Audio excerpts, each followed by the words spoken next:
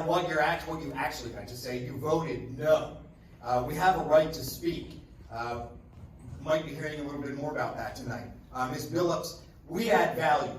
When you voted for the tax millage, you did not understand what tax millage was. Exactly. You had to have an explanation to you on a Zoom about what is tax millage. And if you say that I'm lying, I will produce the affidavit signed by a member of Mr. Kilkenny's firm stating that he had to prepare that for him. Mr. Banto, I was going to ask you last time, and you cut me off, do you owe any back taxes?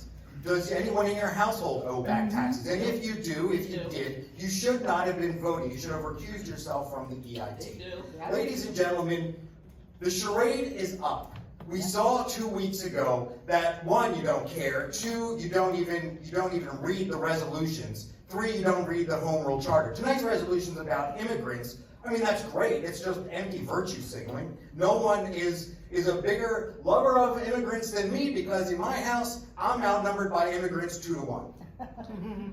But it's empty virtue signaling. There are more critical pieces that you take away from those people that come from other countries. They come here for a better job, for a better life, and then you want to throw a 1% earned income tax. You want to raise their property taxes. You don't address the crime. When we stood up for the community and we wanted to do nothing more than guarantee the police their money to help fight crime, you said no. In fact, Mr. Brown, you sent us a letter that said, hey, if you don't withdraw your lawsuit, I'm going to sue you for emotional distress. That happened. If you're calling me a liar, I'll produce that letter in 2 weeks. So if you want to come out and say that you support the immigrants, then actually support the immigrants. I've been up here multiple times saying the problem. I said I don't have a solution, but it's very bad in the immigrant community with the recent arrivals, with the problems that they are facing.